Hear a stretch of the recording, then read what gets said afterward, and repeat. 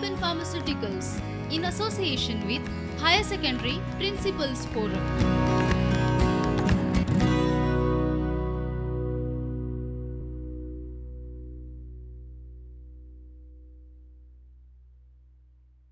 Hello and welcome, dear students. It's very true that the beauty in everything lies in the eyes of the person who sees it.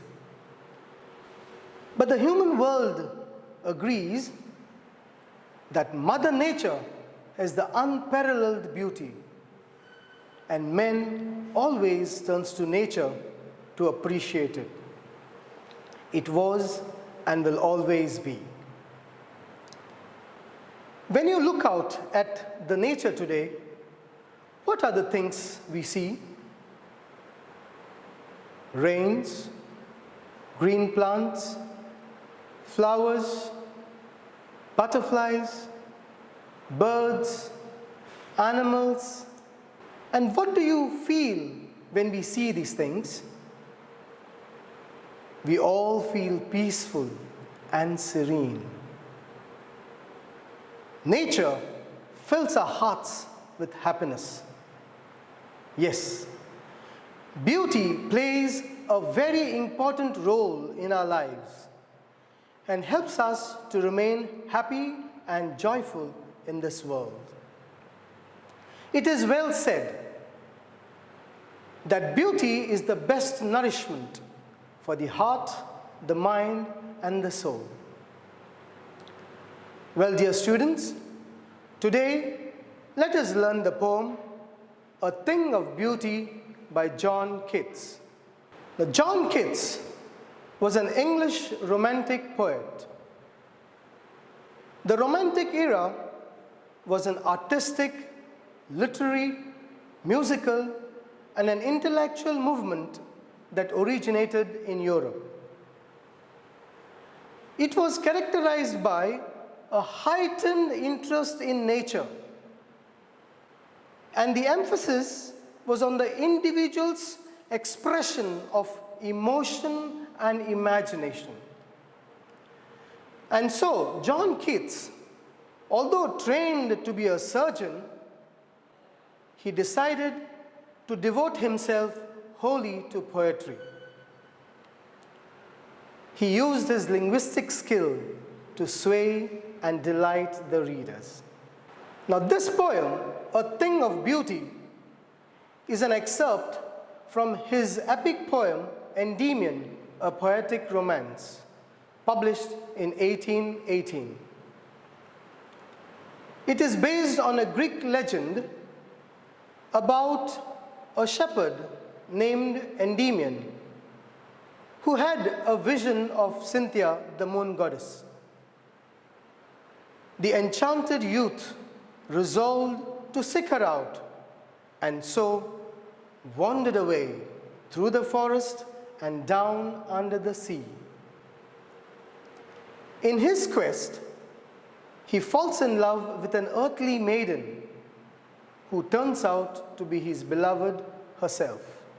Let us read the poem. A Thing of Beauty by John Keats. A thing of beauty is a joy forever. Its loveliness increases. It will never pass into nothingness, but will keep a bower quiet for us, and a sleep full of sweet dreams and health and quiet breathing. Therefore, on every morrow are we wreathing a flowery bend to bind us to the earth. Spite of despondence, of inhuman dearth, of noble natures, of the gloomy days, of all the unhealthy and o'er-darkened ways made for our searching. Yes, in spite of all, some shape of beauty moves away the pall. From our dark spirits, Such the sun, the moon, trees old and young, sprouting a shady boon. For simple sheep, and such are daffodils, with the green world they live in, and clear rills, that for themselves a cooling covert make, 'gainst the hot season. The mid-forest brake, rich with a sprinkling of fair musk-rose blooms, and such too is the grandeur of the dooms we have imagined for the mighty dead, all lovely tales that we have heard or read, an endless fountain of immortal drink, pouring unto us from the heavens' brink. Now let us try to understand, analyze, and appreciate the poem. A thing of beauty is a joy forever. Its loveliness increases. It will never pass into nothingness. A thing of beauty means anything that is beautiful. Apart from the things we have discussed earlier, it could mean a work of art, a beautiful painting, an architectural masterpiece, or soulful music. It could even mean a piece of literary work.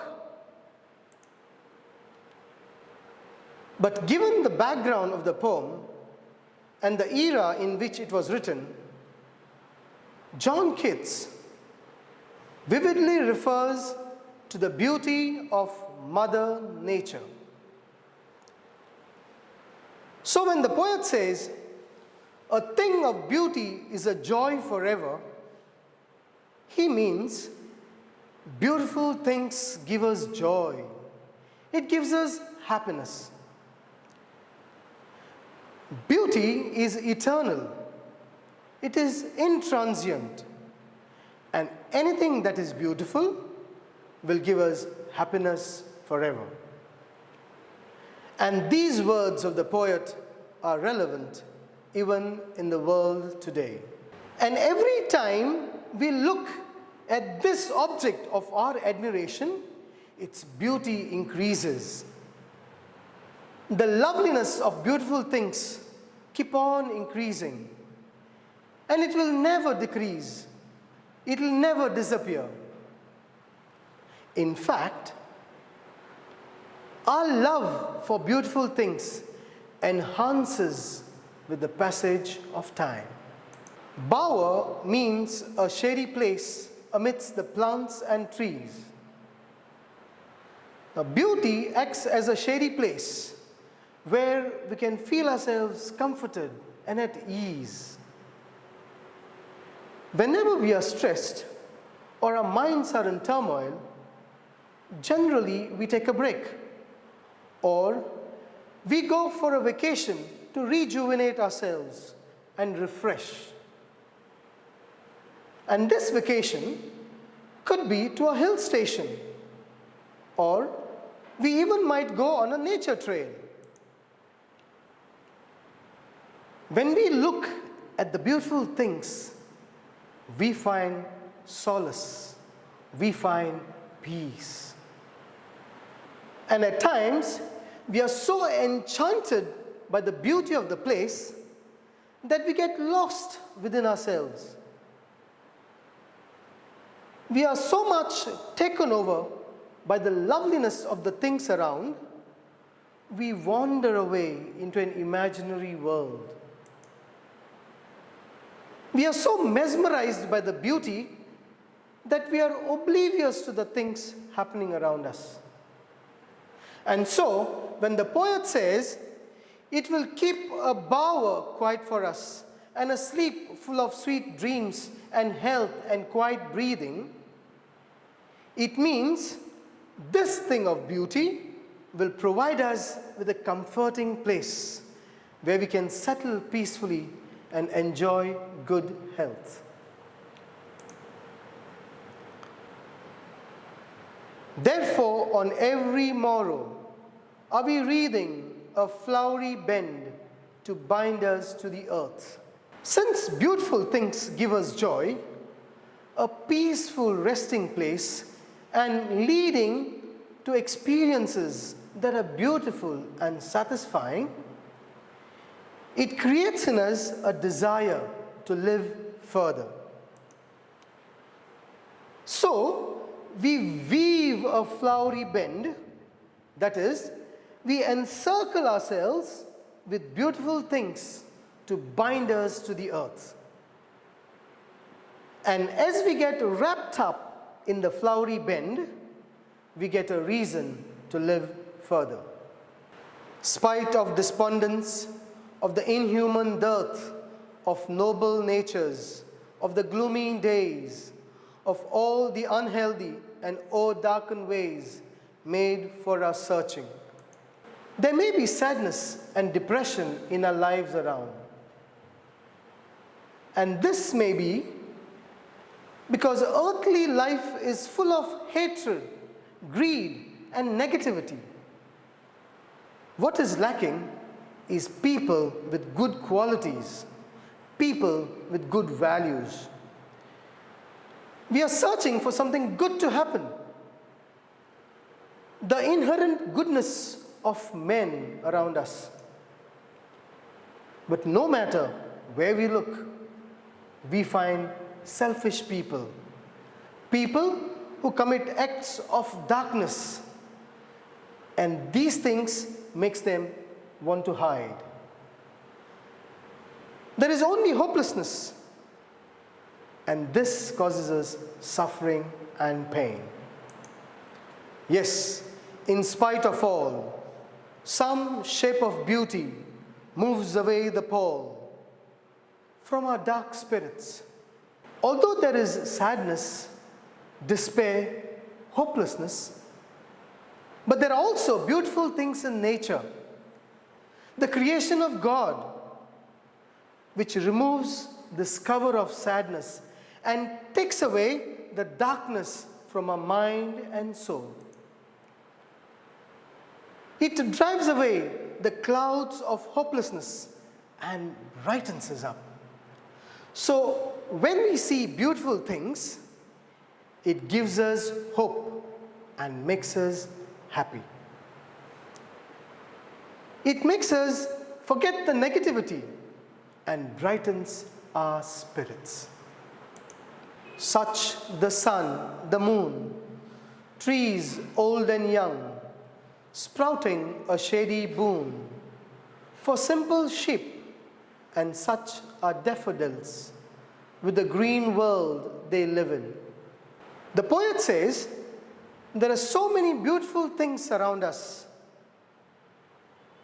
so many beautiful things provided by nature, whose beauty is eternal. The celestial bodies, the sun, the moon, wide range of flora and fauna, the changing seasons, the trees old and young, provide shade to all living things. And here in this poem, like the sheep, to rest and relax. There are also daffodils in the green world they live in. Now, daffodils are small yellow flowers, and the green world is compared to the bushes where they grow. And clear rills, that for themselves a cooling covert make. Against the hot season, the mid-forest break, rich with a sprinkling of fair musk-rose blooms. Now there are also clear rills. Clear rills refer to small streams or rivulets. And what do these clear rills do? They make a cooling covert against the hot season. That means whichever region or area it flows, it makes that area very cool. The streams full of clear waters cool everyone in the summer season. Among the beautiful things, we also find musk roses. And these musk roses bloom among the thick green bushes of the forest fern. Musk roses have a sweet smell, a sweet fragrance which gives us happiness. And such too is the grandeur of the dooms we have imagined for the mighty dead. All lovely tales that we have heard or read. Other than the things of nature, the poet says that stories of brave men are also beautiful. They have led heroic lives and done mighty deeds. They have sacrificed their lives for their country or humanity. In our country, we have so many people who have contributed to the nation. Their lives have been exemplary and inspiring. And when these people die, we attach a lot of importance and grandeur to their death. And one such person we will always remember is Mahatma Gandhi. Now, what the above lines imply is that although there is depression and sadness, the wonders of God's creation makes us look at life differently. It helps us to shun the negativity and have a positive outlook. The beautiful things in nature stimulates our senses, in fact, our whole being itself. The sun energizes us.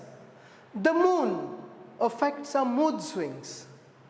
The trees, the sheep, the daffodils are a feast for our eyes. The water of clear streams cools and refreshes our body in the summers. The sweet fragrance of the musk roses tickle our olfactory nerves. And the stories of great men that we read and hear also provide inspirational music to our ears. An endless fountain of immortal drink pouring unto us from the heavens' brink. The poet says that all the beautiful things are God's gift to us. It is like nectar, an immortal drink which comes down from the heaven's edge. The sun, the moon, the different kinds of trees, the animals, the flowers, the gushing waters are blessings from the Almighty, cascading down from the heaven to the earth. It is the unending bounties of God's love flowing from the heaven, which gives us a reason to live on this earth despite having so many sorrows in our life. Now, to paraphrase the poem once again, John Keats says that a thing of beauty is a source of constant joy. Its beauty goes on increasing. It never fades away. A thing of beauty acts as a shade under which we can sleep soundly and have sweet dreams. So, every morning we are weaving a flowery wreath to bind us to the beauties of the earth. Our life is full of disappointments, despondence, lack of noble qualities, unhealthy and evil ways. But beautiful things help us to remove this cover of gloom or darkness from our lives. It makes us love life despite the things that make us sad and dampen our spirits. And these are simple things like the sun, the moon, the different kinds of trees, daffodils, water springs, musk roses. They give us joy and delight. The stories of brave people who have sacrificed their lives inspire us and give us profound happiness. The poet concludes by saying that beauty is like an endless fountain pouring on us from the heavens' brink. Now let us discuss some important figures of speech. A thing of beauty is a joy forever. Now, a thing of beauty is a joy forever is metaphor, because here a thing of beauty is implicitly compared to joy. In other words, we can say the poet takes it for granted that a thing of beauty is joy. A bower quite for us. Again, this is also a metaphor, because the calming effect of a beautiful thing is implicitly compared to the calmness of the bower. A flowery bend to bind us to the earth. Now this line is alliteration. Here, the consonant sound b is repeated in bend and bind. Of noble natures of gloomy days. Here also you will find the consonant sound of n is repeated in noble and natures, and so it is alliteration. Some shape of beauty moves away the pall. This is personification. Here, beauty is given the human quality of moving the pole. So beauty is given the human quality of moving the pole, and hence it is personification. Trees old and young is antithesis.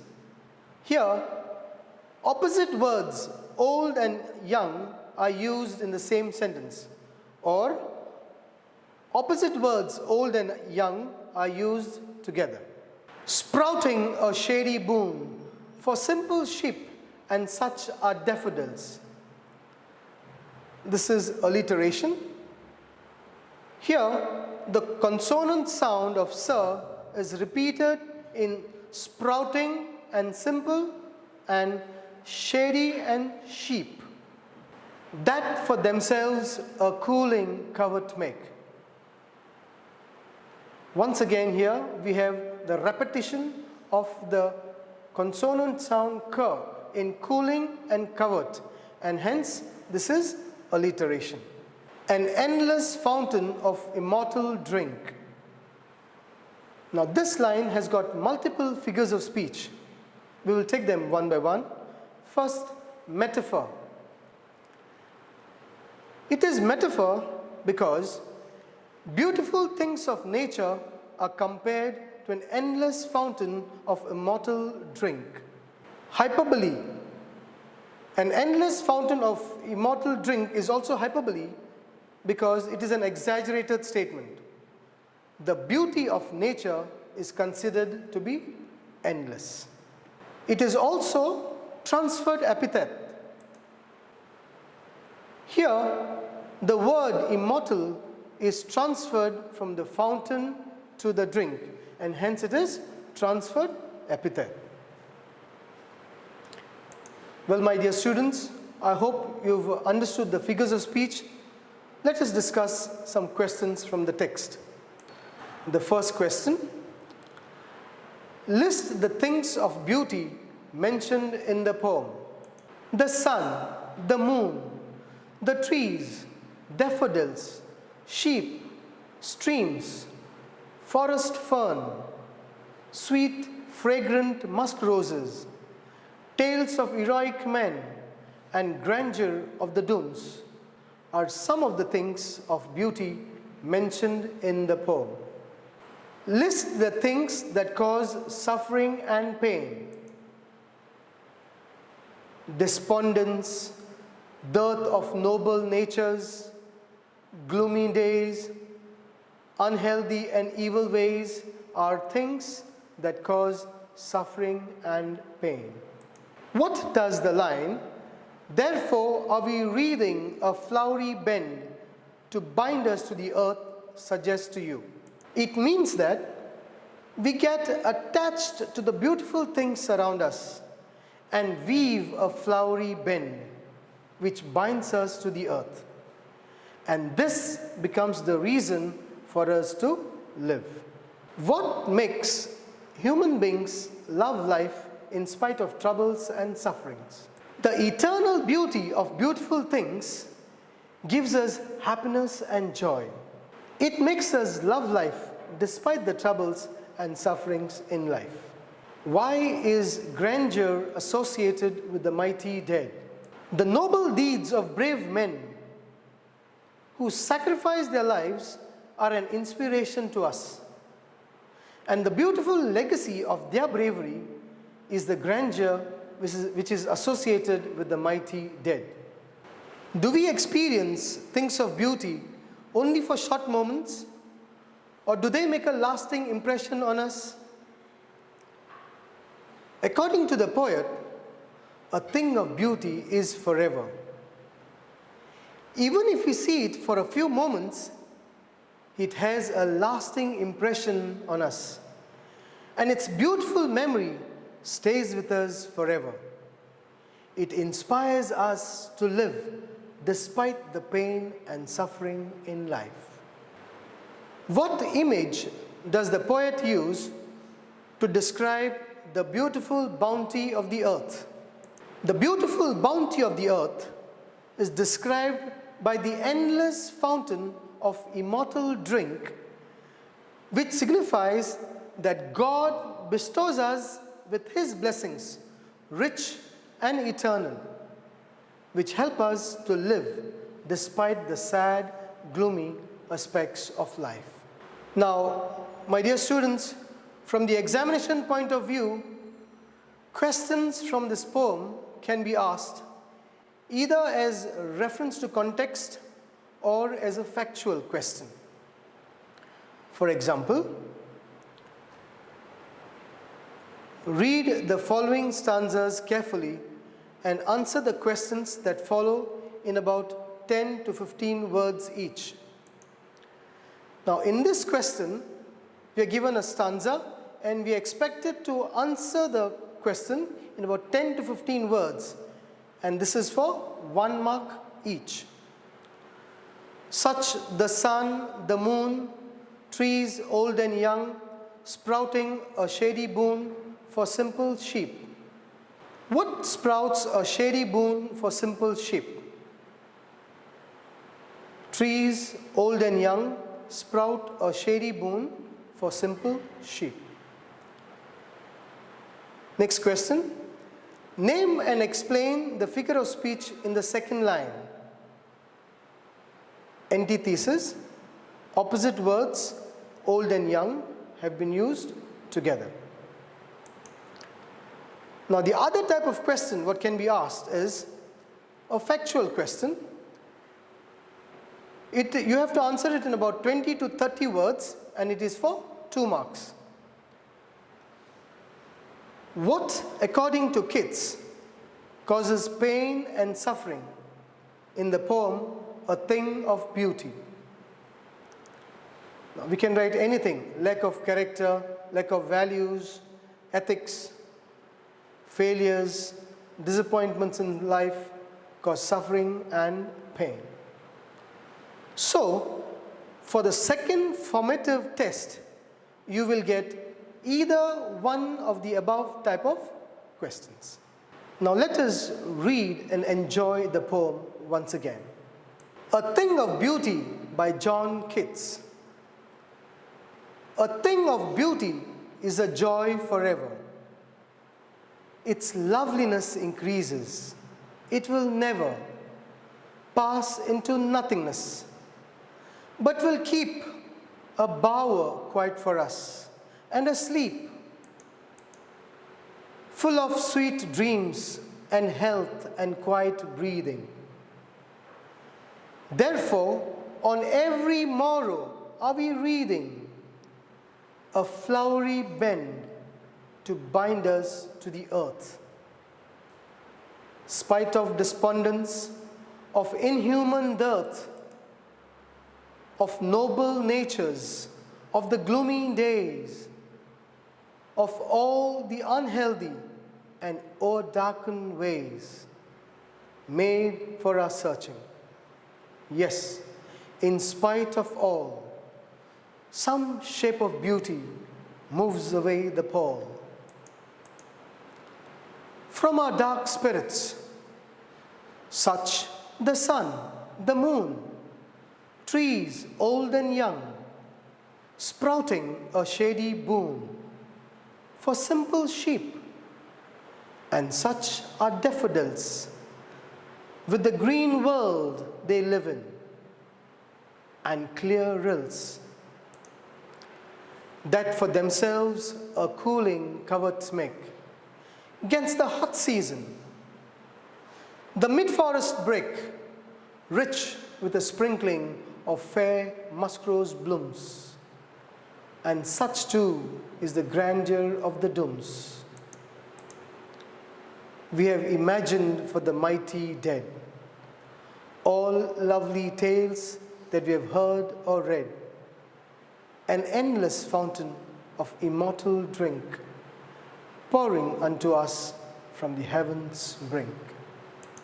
My dear students, nature is the lifeblood of all living creatures. It provides us with everything, and we need to respect nature and its resources. Like our ancestors have preserved nature for us, we too must save it for our future generations. Thank you. Prudent Scholars, powered by Lupin Pharmaceuticals.